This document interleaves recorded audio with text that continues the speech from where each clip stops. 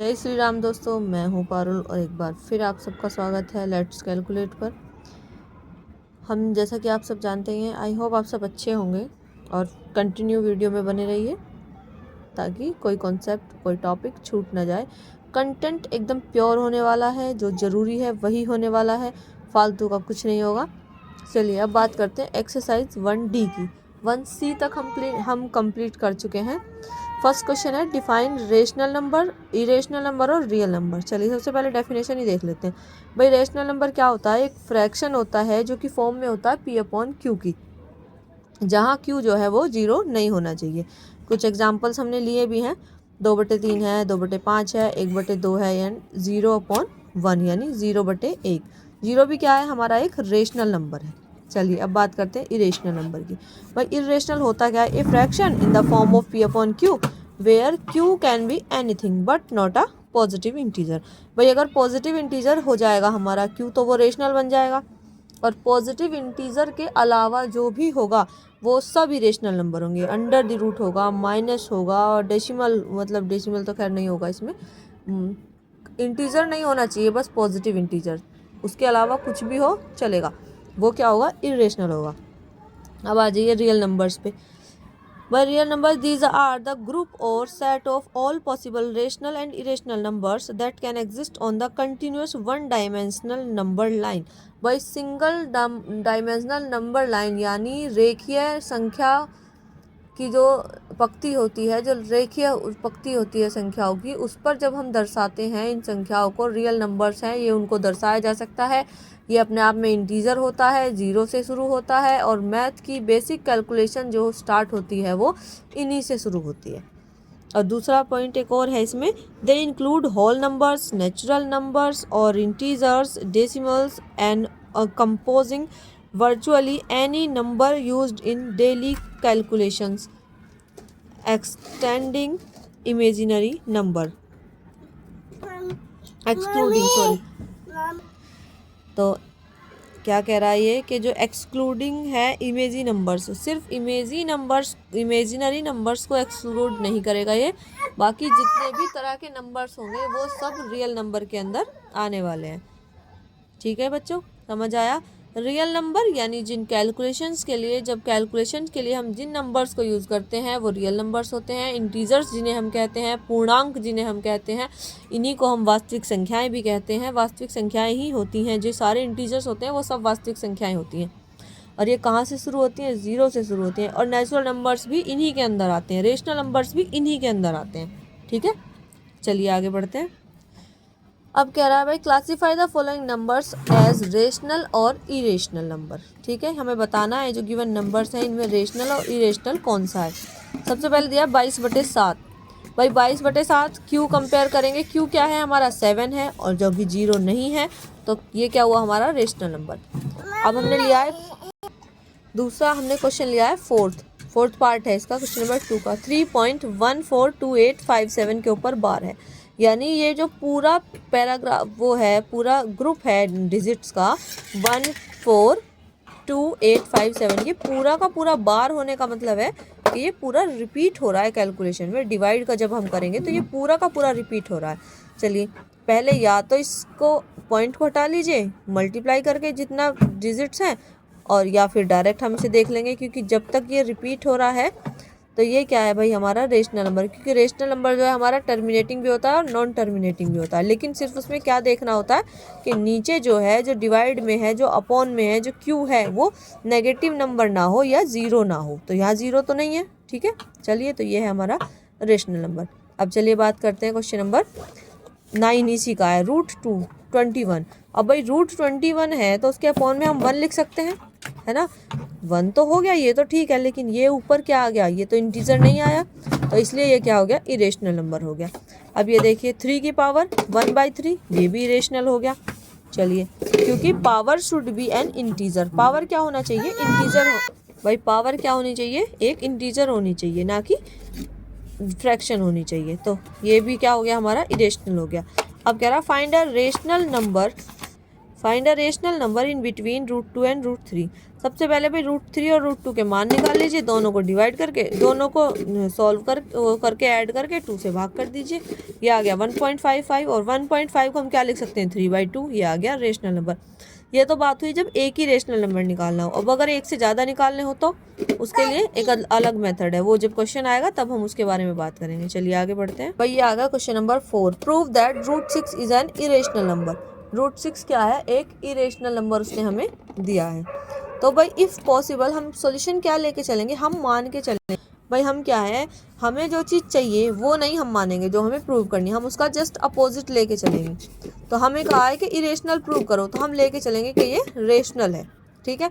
If possible √6 be a rational number, let its simplest form be A and B A by B. भाई हम मान के चलेंगे जो रेशनल नंबर 6 है √6, उसको हमने a/b के बराबर रख लिया। चलिए ए एंड बी क्या है, इंटीजर्स हैं, और जो बी जो है वो हमारा 0 नहीं है, क्योंकि क्यू हमारा 0 नहीं होना चाहिए रेशनल नंबर में। चलिए √6 बराबर a/b, 6 बराबर दोनों साइड का स्क्वायर कर देंगे तो 6 बराबर आ गया a²/b², यानी 6b² बराबर हो गया a²। यानी 6 क्या है, जो हमारा a है उसको डिवाइड करता है, but 6 is a prime number and divide a²। ठीक है भाई, तो 6 जो है डिवाइड करेगा a को। लेट a बराबर 6c फॉर सम इंटीजर, कोई इंटीजर हमने एक c ले लिया है, तो उसमें क्या करेंगे, पुटिंग a = 6 इन फर्स्ट। भाई फर्स्ट इक्वेशन हमारी कहाँ थी, यहाँ थी ये। ठीक है, इसमें हम a की जगह 6c रख देंगे, तो ये होगा 6b² बराबर 36c²। अब 6 से 36 को डिवाइड करेंगे तो 6 आ जाएगा, यानी b² बराबर 6c²। तो 6 डिवाइड्स किसको, 6c² को, तो 6 divides b, because 6 is not a prime number and 6 divides b² is equals to 6 divides b। भाई 6 अगर b² को डिवाइड करेगा तो 6 को भी डिवाइड करेगा, क्योंकि 6 जो है b² के साथ है। चलिए, thus 6 is a common factor of a and b, but this contradict the fact of that a and b have no common factors। ठीक है, क्योंकि a और b में कोई कॉमन फैक्टर नहीं है। तो द कॉन्ट्रडिक्शन अराइज बाय, ये कॉन्ट्रडिक्शन कहाँ से आया, हमने माना था कि जो 6 है वो रेशनल है। अब ये कॉन्ट्रडिक्शन ही गलत हो गया, तो इसका मतलब 6 जो है हमारा √6 वो रेशनल नहीं है, इरेशनल नंबर है। ठीक है, चलिए आगे बात करते हैं अगले क्वेश्चन की। प्रूव दैट, अगला क्वेश्चन है भाई क्वेश्चन नंबर 5, 2 + √3। यानी ये हम ऐसे भी सॉल्व कर सकते हैं कि एक रेशनल नंबर में जब हम इरेशनल नंबर ऐड करते हैं तो उसका रिजल्ट हमेशा इरेशनल आता है। ठीक है भाई, पर हम मेथड से उसके हिसाब से सॉल्व करेंगे step by step. If possible let 2 + √3 B a rational and let it simplest form. वही सिंपल जो पुराने सवाल में किया था पिछले में, a/b के बराबर मान लेंगे, और a/b क्या है, एक रेशनल नंबर है जहाँ b 0 नहीं होगा।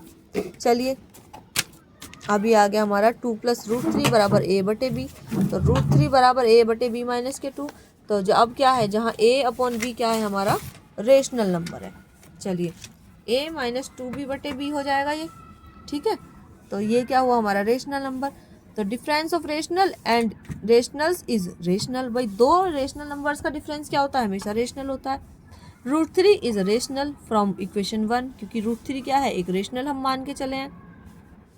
ठीक है, क्योंकि इसने कहा है कि √3 अगर इरेशनल है तो ये भी इरेशनल होगा, तो हम उल्टा हमने माना कि √3 जो है रेशनल है, तभी ये रेशनल होगा। ठीक है, चलिए, but it is given that √3 is irrational, क्योंकि ये अराइव कहाँ से हुआ है, कॉन्ट्राडिक्शन से। और कॉन्ट्राडिक्शन हमने क्या लिया था, हम क्या मान के चले थे, कॉन्ट्राडिक्शन मतलब जो हम मान के चलते हैं, मानने पे ही चलता है मैथ। शुरू में हम मान के ही चलते हैं और बाद में हमें सिद्ध होके मिलता है, वो प्रूव मिलता है। तो भाई ये हो गया हमारा कॉन्ट्राडिक्शन से क्या अराइव हुआ कि अज्यूम करा था हमने 2 + √3 क्या है एक रेशनल नंबर, लेकिन ये यहाँ गलत हो जाता है। तो हमारा 2 + √3 क्या हो जाता है, एक इरेशनल नंबर। अब देखिए बच्चों, क्वेश्चन नंबर 6, 7, 8, 9, 10, 11, 12, 13, 14 और 15 जो है वो सेम क्वेश्चन नंबर 5 की तरह है। ये आप खुद करेंगे। अगर कोई समस्या आएगी, कोई प्रॉब्लम आएगी तो कमेंट करके बताएंगे। ठीक है, चलिए बात करते हैं क्वेश्चन नंबर 16 की। कह रहा है give 2 examples of irrational numbers whose sum is rational. भाई कह रहा है 2 इरेशनल नंबर्स बताओ जिनका जो सम है वो रेशनल हो।